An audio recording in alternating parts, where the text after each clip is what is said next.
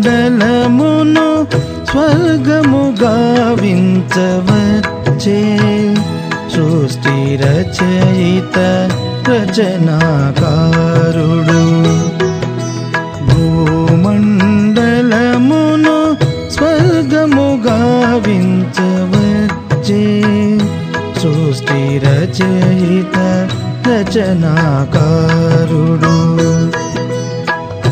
రంగు రూపములు చిత్ర విచిత్రములు, రంగు రూపములు చిత్ర విచిత్రములు అనుపమా చిత్రకారుడు ఈ చిత్రకారుడు.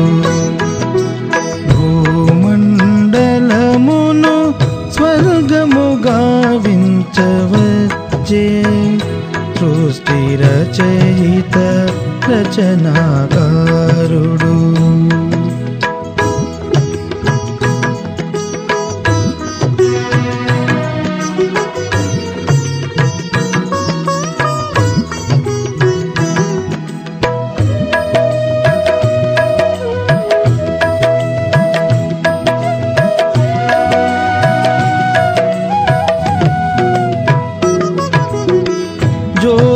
జ్యోతిర్బిందువు స్నేహ సింధువు ప్రేమామృతమును వర్షించువాడు. జ్ఞానమురళి వినిపించు వేళ అంతరంగము ఆహ్లాదించు. తన సమానము చేయవచ్చిన తన సమానము చేయవచ్చిన పరమ పునీతుడు ఈ శిల్పి. రంగు రూపములు చిత్ర విచిత్రములు అద్భుత చిత్రకారుడు ఈ చిత్రకారుడు.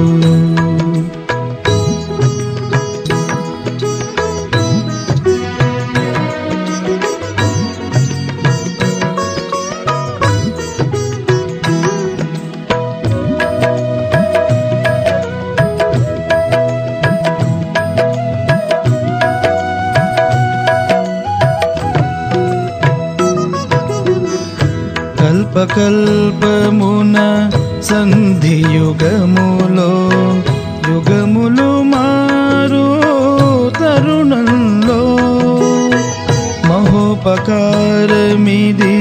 సర్వజనులకు మహాకలయికలా తరుణంలో.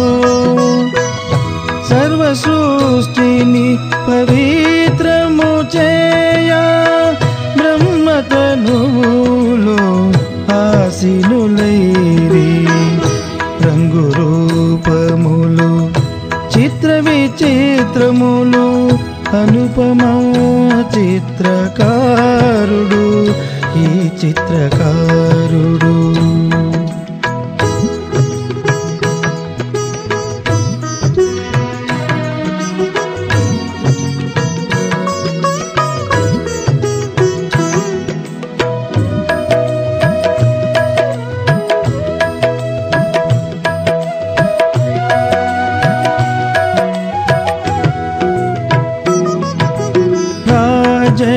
రాజయోగమును బోధించుటకు యోగేశ్వరుడే నరుదించే. చిరకాలమునకు వారసులను జయ స్వర్గ కానుకల వర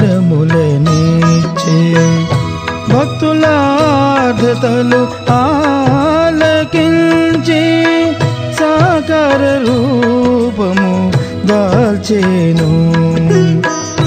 రంగు రూపములు చిత్ర విచిత్రములు, రంగు రూపములు చిత్ర విచిత్రములు, అనుపమా చిత్రకారుడు ఈ చిత్రకారుడు.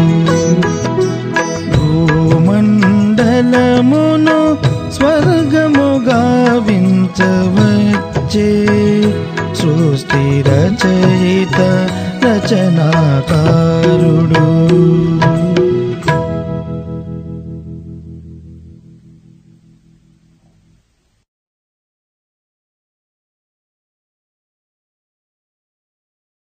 ఓం శాంతి. మధురమైన పిల్లలారా, ఇప్పుడు ఈ నాటకం పూర్తి అవుతుంది. మీరు ఇంటికి వాపస్ వెళ్ళాలి కనుక ఈ ప్రపంచంపై మమకారాన్ని తీసివేయండి. ఇంటిని, కొత్త రాధ్యాన్ని స్మృతి చేయండి. ప్రశ్న: దానానికి మహత్వం ఎప్పుడుంటుంది? దాని ఫలితం ఏ పిల్లలకు ప్రాప్తిస్తుంది? జవాబు: దానం చేసిన వస్తువుపై ఎలాంటి మోహము లేనప్పుడే ఆ దానానికి మహత్వం ఉంటుంది. దానం చేసిన తర్వాత అది మళ్ళీ గుర్తుకు వస్తే ఆ దానానికి ప్రతిఫలం ఉండదు. మనుషులు మరుసటి జన్మ కొరకు దానం చేస్తారు కనుక ఈ జన్మలో మీ వద్ద ఏమేమి ఉన్నాయో వాటన్నిటిపై మమకారాన్ని సమాప్తం చేయండి. నిమిత్తంగా ఉండి సంభాళించండి. ఇక్కడ మీరు ఈశ్వరీయ సేవలో ఉపయోగిస్తే, హాస్పిటల్ మరియు కాలేజీ తెరిస్తే దాని ద్వారా అనేక మందికి కళ్యాణం జరుగుతుంది. దానికి ఫలితంగా 21 జన్మలకు ఫలితం లభిస్తుంది. ఓం శాంతి.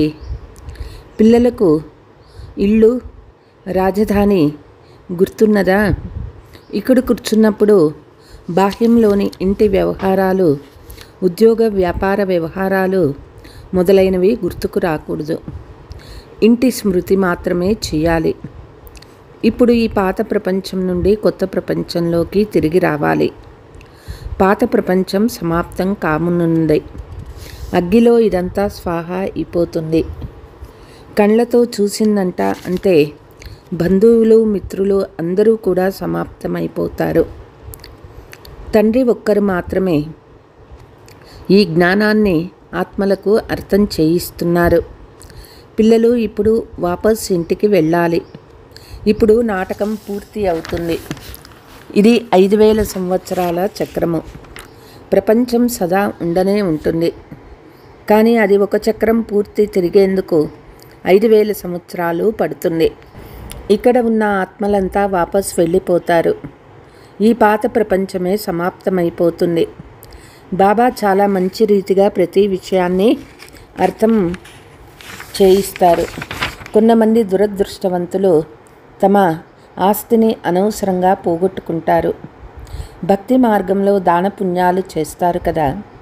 కొంతమంది ధర్మశాలలు కట్టిస్తారు, కొంతమంది హాస్పిటల్స్ నిర్మిస్తారు. దీనికి ఫలితం మరుసటి జన్మలో లభిస్తుందని భావిస్తారు. ఏ ఆశ లేకుండా అనాసక్తిగా ఎవ్వరూ ఏ దానం చెయ్యరు. అలా జరగదు. చాలామంది మాకే కోరిక లేదు అని అంటారు, కానీ ఫలం తప్పకుండా లభిస్తుంది.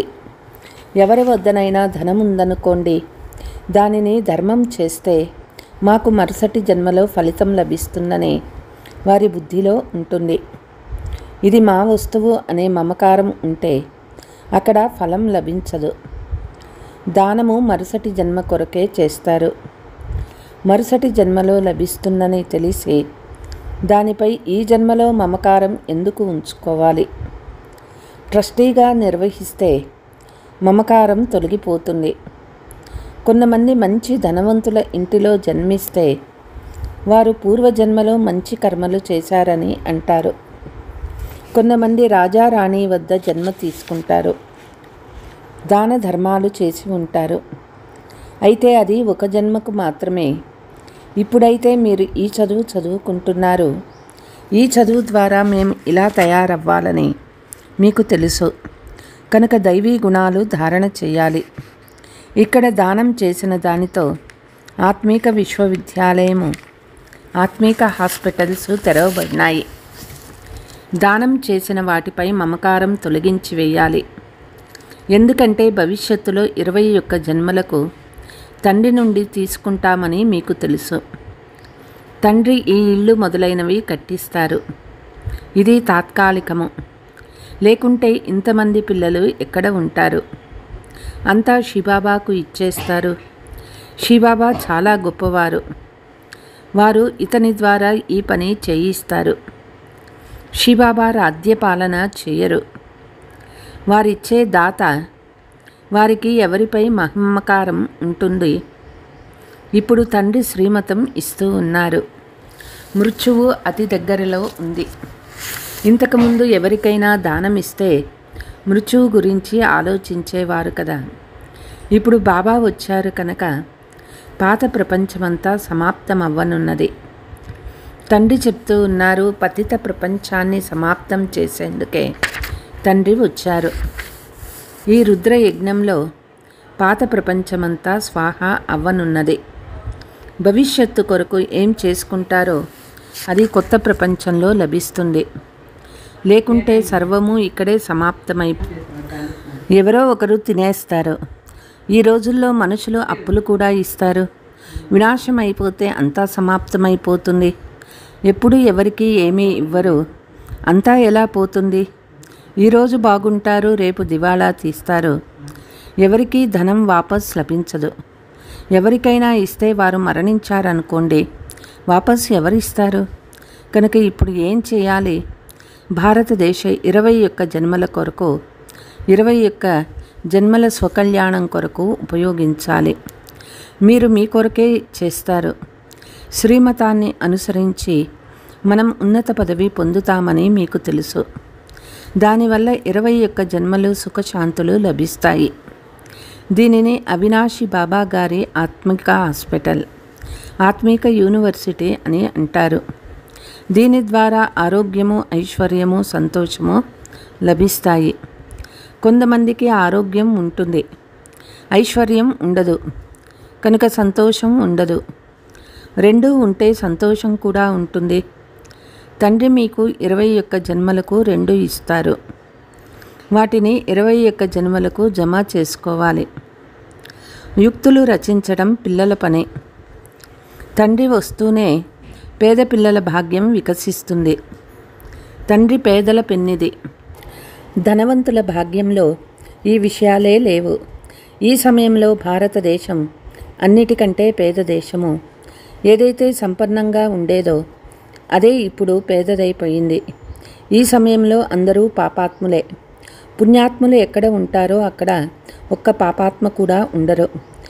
అది సత్యయుగము సతో ప్రధానమైనది. పుణ్యాత్ములు ఎక్కడ ఉంటారో అక్కడ ఒక్క పాపాత్మ కూడా ఉండరు. అది సత్యయుగము సతో ప్రధానమైనది. ఇది కలియుగము తమో ప్రధానమైనది. ఇప్పుడు మీరు సతో ప్రధానంగా అయ్యేందుకు పురుషార్థం చేస్తూ ఉన్నారు. తండ్రి పిల్లలైన మీకు స్మృతి కలిగిస్తూ ఉన్నారు. ఇప్పుడు మేము స్వర్గవాసులుగా ఉండేవారమని, తర్వాత 84 జన్మలు తీసుకున్నామని మీరు తెలుసుకున్నారు. 84 లక్షల యోనులు అనేది కేవలం వ్యర్థ ప్రలాపాలు. ఇన్ని జన్మలు జంతువుల యోనిలో ఉండి చివర్లో మనుష్య పదవి వస్తుందా? అప్పుడు వాపస్ వెళ్ళాలా?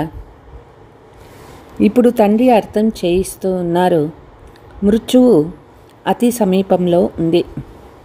40-50 వేల సంవత్సరాలు లేవు. మనుషులు పూర్తి గాఢాంధకారంలో ఉన్నారు. అందుకే రాతి బుద్ధి అయి ఉంటారు. ఇప్పుడు రాతి బుద్ధి నుండి పారస్ బుద్ధి కలవారుగా అయ్యారు. ఈ విషయాలు సన్యాసీలకు కూడా తెలపలేరు. ఇప్పుడు వాపస్ ఇంటికి వెళ్ళాలని తండ్రి స్మృతి ఇస్తూ ఉన్నారు. వీలైనంత ఎక్కువగా మీ బ్యాగేజ్ అంతా ట్రాన్స్ఫర్ చేయండి. బాబా, ఇదంతా మీరు తీసుకోండి. మేము సత్యయుగంలో 21 జన్మలకు పొందుకుంటాం అని అంటారు. ఈ బాబా కూడా దానపుణ్యాలు చేస్తూ ఉండేవారు. అందులో చాలా ఆసక్తి ఉండేది. వ్యాపారస్తులు 2 పైసాల భాగము ధర్మం కోసం కేటాయిస్తారు. ఈ బాబా అణా కేటాయించేవారు. అంటే 12 పైసలు. గడప వద్దకు ఎవరు వచ్చినా ఖాళీ చేతులలో వెళ్ళనిచ్చేవారు కాదు. ఇప్పుడు భగవంతుడే సన్ముఖంలోకి వచ్చారు. ఈ విషయాలు ఎవ్వరికీ తెలియదు. మనుషులు దానపుణ్యాలు చేస్తూ చేస్తూ మరణిస్తారు. తర్వాత ఎక్కడ లభిస్తుంది? పవిత్రంగా అవ్వరు. తండ్రిపై ప్రీతి ఉంచరు. యాదవులది, కౌరవులది వినాశకాలంలో విపరీత బుద్ధి అని అర్థం చేయించారు. పాండవులది వినాశకాలంలో ప్రీతి బుద్ధి. యూరోప్ వాసులంతా యాదవులు. వారు మిసైల్స్ మొదలైనవి కనుగొంటూ ఉన్నారు. శాస్త్రాలలో అయితే ఏవేవో విషయాలు వ్రాసేశారు. అనేక శాస్త్రాలు డ్రామా ప్లాన్ అనుసారంగా తయారై ఉన్నాయి. ఇందులో ప్రేరణ మొదలైన విషయాలేమీ లేవు. ప్రేరణ అంటే సంకల్పము. అయితే తండ్రి ప్రేరణతో చదివించరు. ఇతడు కూడా ఒక వ్యాపారస్తుడే. మంచి పేరు ప్రఖ్యాతులుండేవని, చాలా గౌరవించేవారని తండ్రి తెలిపిస్తున్నారు. తండ్రి ప్రవేశిస్తూనే తిట్లు తినడం ప్రారంభమైంది. శివబాబాను గురించి ఎవ్వరికీ తెలియదు కనుక వారిని తిట్టరు. అందరూ ఈ బ్రహ్మానే తిడుతూ ఉన్నారు. నేను వెన్న తినలేదని కృష్ణుడు కూడా అన్నాడు కదా. అలాగే ఇతడు కూడా ఈ పనులన్నీ శివబాబానే, నేనేమీ చేయటం లేదని అంటాడు. ఆయన ఇంద్రజాలకుడు, నేను కాదు. అనవసరంగా ఇతన్ని తిడతారు. నేనెవరినైనా ఎత్తుకుపోయానా? మీరు పారిపోయి రండి అని నేను ఎవ్వరికీ చెప్పలేదు. నేను అక్కడ కరాచీలో ఉండినాను. అందరూ వాళ్ళంతట వారే పారిపోయి వచ్చేశారు.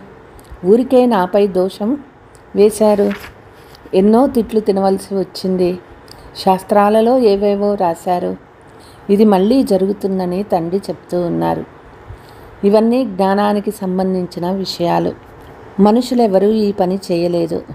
అది కూడా బ్రిటిష్ ప్రభుత్వం ఉన్న రాజ్యంలో ఇంతమంది కన్యలు మాతలు ఎవరి వద్దనైనా కూర్చుంటే ఏమవుతుంది? ఎవ్వరూ ఏమీ చేయలేకపోయారు. ఎవరి బంధువులైనా వస్తే వెంటనే తరిమేసేవారు. అయితే ఈ బాబా, మీరు వీరికి నచ్చచెప్పి తీసుకెళ్ళండి, నేను వద్దని చెప్పను అని అనేశాడు. కానీ ఎవరికీ అంత ధైర్యం ఉండేది కాదు. తండ్రి శక్తి ఉండేది కదా. ఇదంతా కొత్తదేమీ కాదు. ఇవన్నీ మళ్ళీ జరుగుతాయి. తిట్లు కూడా తినవలసి వస్తుంది. ద్రౌపది విషయం కూడా ఉంది. మీరంతా ద్రౌపదీలే, దుశ్శాసనులే. ఒక్కరి మాట కాదు. శాస్త్రాలలో వ్యర్థ మాటలన్నీ ఏవో రాశారు. ఈ పాత్ర కూడా డ్రామాలో ఉంది అని తండ్రి చెప్తూ ఉన్నారు. ఆత్మజ్ఞానం ఎవ్వరిలోనూ లేదు. పూర్తి దేహాభిమానంగా తయారైపోయారు. ఆత్మాభిమానిగా అవ్వడంలోనే చాలా శ్రమ ఉన్నది. రావణుడు పూర్తిగా ఉల్టాగా చేసేశాడు. ఇప్పుడు తండ్రి సుల్టాగా చేస్తూ ఉన్నారు. దేహీ అభిమానిగా అవ్వడం వలన నేను ఆత్మను, ఇది నా దేహము, శబ్దం చేసేందుకు నాకొక వాయిద్యము, ఈ స్మృతి ఉండిన దైవీ గుణాలు అలవరపడతాయి. మీరు ఎవ్వరికీ దుఃఖము ఇవ్వరాదు. లక్ష్మీనారాయణ రాజ్యము భారతదేశంలోనే ఉండేది. ఇది 5000 సంవత్సరాల నాటి విషయము. ఎవరైనా లక్షల సంవత్సరాలని చెప్తే వారు గాఢ అంధకారంలో ఉన్నారు. డ్రామా అనుసారం సమయం పూర్తి అయినప్పుడు తండ్రి మళ్ళీ వచ్చారు. ఇప్పుడు నా శ్రీమతాన్ని అనుసరించమని తండ్రి చెప్తూ ఉన్నారు. మృత్యువు అతి సమీపంలో ఉంది. లోపల ఉన్న ఆశలన్నీ అలాగే ఉండిపోతాయి. అందరూ తప్పకుండా మరణించాల్సిందే. ఇది అదే మహాభారత యుద్ధం. స్వకల్యాణం ఎంత చేసుకుంటారో అంత మంచిది. లేకుంటే మీరు ఖాళీ చేతులతో వెళ్ళవలసి వస్తుంది. ప్రపంచంలోని వారంతా ఖాళీ చేతులతోనే పోతారు. పిల్లలు మీరు మాత్రం చేతుల నిండగా ధనవంతులై వెళ్తారు. ఇవన్నీ అర్థం చేసుకునేందుకు చాలా విశాల బుద్ధి ఉండాలి. ఎన్ని ధర్మాల మనుషులు ఉన్నారు. ప్రతి ఒక్కరూ తమ తమ పాత్రను అభినయిస్తూ ఉన్నారు. ఒకరి పాత్ర మరొకరి పాత్రతో కలవదు. ఎవరి రూపురేఖలు వారివే. లెక్కలేనన్ని రూపురేఖలు ఉన్నాయి. ఇదంతా డ్రామాలో నిర్ణయించబడి ఉంది. ఇవన్నీ అద్భుతమైన విషయాలు కదా. తండ్రి చెప్తూ ఉన్నారు, స్వయాన్ని ఆత్మగా భావించండి. ఆత్మ అయిన మనము 84 జన్మల చక్రంలో తిరుగుతాము. మనమంతా ఈ డ్రామాలో పాత్రధారులము. ఈ చక్రం నుండి మనం బయటపడలేము, మోక్షం పొందలేము. అందుకు ప్రయత్నించడం చాలా వ్యర్థము.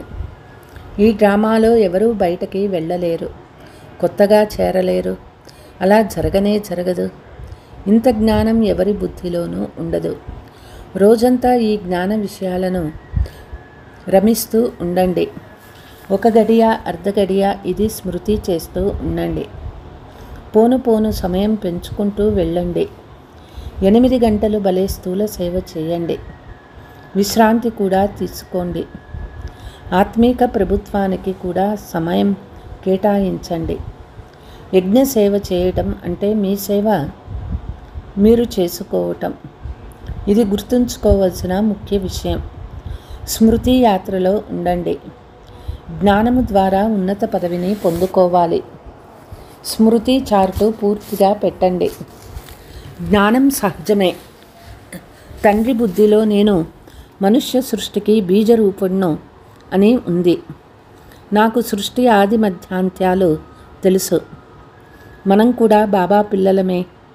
ఈ సృష్టి చక్రం ఎలా తిరుగుతూ ఉందో బాబా అర్థం చేయించారు. ఈ సంపాదనకు మీరు 8-10 గంటలు ఇస్తున్నారు కదా. మంచి గిరాకీ లభిస్తే రాత్రి కూడా నిద్రపోరు. ఆవలిస్తే అలసిపోయినట్లు అర్థము. బుద్ధి ఎక్కడో బయట తిరుగుతూ ఉంటుంది. సెంటర్లలో కూడా చాలా జాగ్రత్తగా ఉండాలి. ఏ పిల్లలైతే ఇతరులను గురించి ఆలోచించరో, తమ చదువులోనే ఆనందంగా ఉంటారో వారి ఉన్నతి జరుగుతూ ఉంటుంది. మీరు ఇతరుల చింతన చేస్తూ మీ పదవిని భ్రష్టం చేసుకోరాదు. చెడు వినకు, చెడు చూడకు. ఎవరైనా చెడుగా మాట్లాడితే ఒక చెవితో విని ఇంకొక చెవితో వదిలేయాలి. సదా మిమ్మల్ని మీరు చూసుకోవాలి. ఇతరులను కాదు, తమ చదువుని వదలరాదు. చాలామంది అలుగుతారు, సెంటర్కు రావటం వదిలేస్తారు, మళ్ళీ కొంతకాలానికి వస్తారు. రాలేదంటే ఎక్కడికి వెళ్తారు? ఉండేదే ఒక పాఠశాల. మీ కాళ్ళని మీరే గొడ్డలితో నరుక్కోకండి. మీరు మీ చదువులో మునిగి ఆనందంగా ఉండండి. చాలా సంతోషంగా ఉండండి. భగవంతుడు చదివిస్తూ ఉన్నారు. ఇంకేమి కావాలి?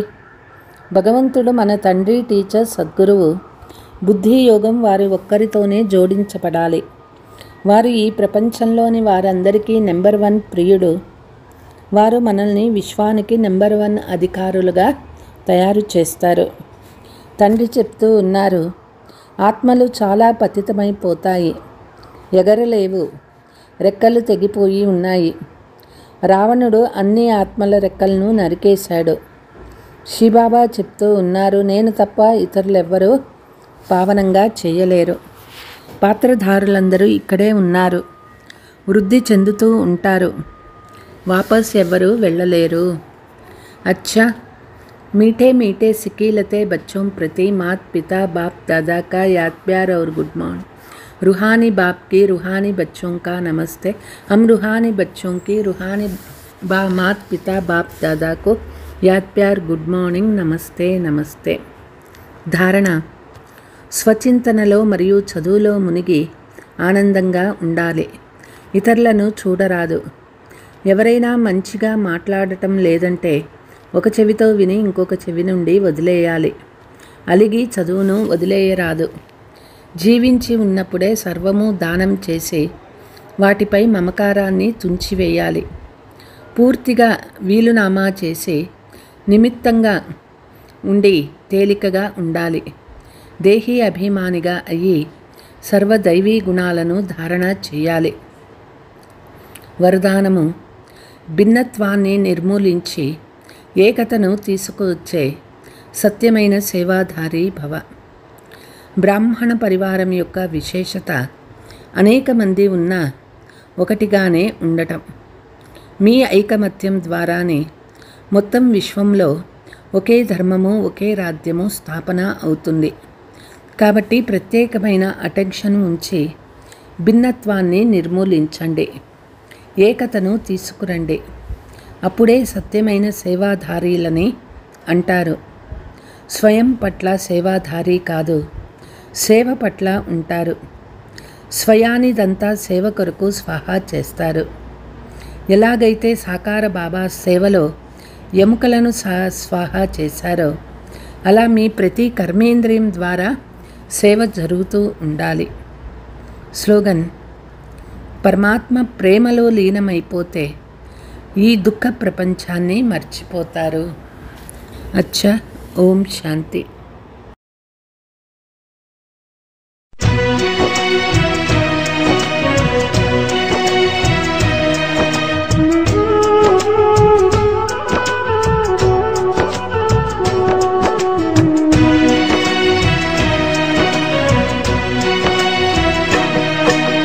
వరదాత బాబా మనకిచ్చే తరగని సుఖ సంపదలే.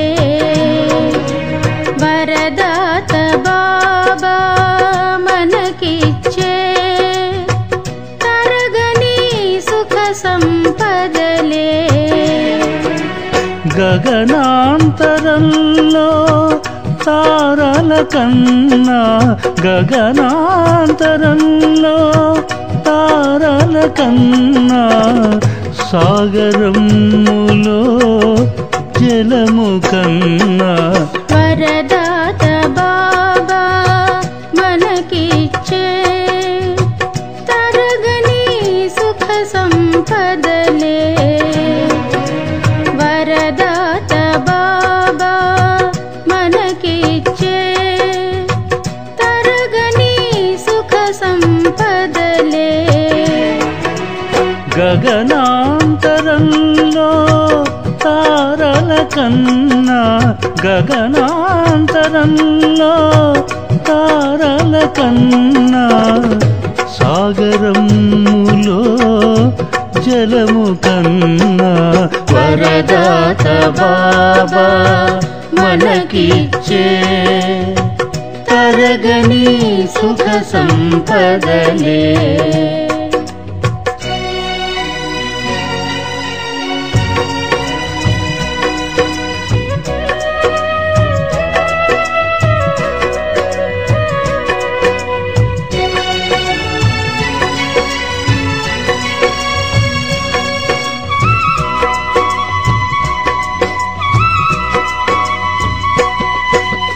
ఈ దివ్య జీవితము ధన్యమయ్యే. భగవంతుని పొందిన ఘనత, ఈ దివ్య జీవితము ధన్యమయ్యే. భగవంతుని పొందిన ఘనత. ఎవరు నమ్మినా నమ్మకపోయినా మామది తెలిపిన మర్మమిది. ఈ మేలు ఎన్నడూ మరువలేనిది, వర్ణించలేని అరుదైన భాగ్యము. వరదాత బాబా మనకిచ్చే తరగని సుఖ సంపదలే.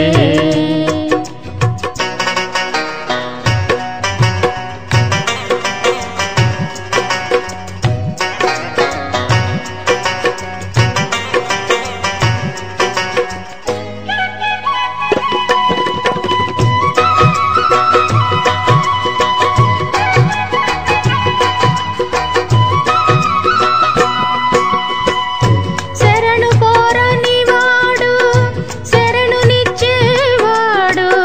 అనన్య ప్రేమతో పాలించే. శరణు కోరని వాడు శరణునిచ్చేవాడు. అనన్య ప్రేమతో పాలించే. జీవన శైలిని మార్చినవాడు. దృష్టితో శక్తి కిరణాలు ప్రసరించే ఈ దివ్య వరము మహిమోపేతము మనసు ఊయలలుగా గుణగానము చేసే వరదాత బాబా మనకిచ్చే తరగని సుఖ సంపదలే వరదాత బాబా మనకిచ్చే తరగని సుఖ సంపదలే గగనాంతరంలో తారల కన్నా గగనాంతరంలో తారల కన్నా సాగరములో జలము కన్నా వరదాత బాబా మనకిచ్చే తరగని సుఖ సంపదలే వరదాత బాబా మనకిచ్చే తరగని సుఖ సంపదలే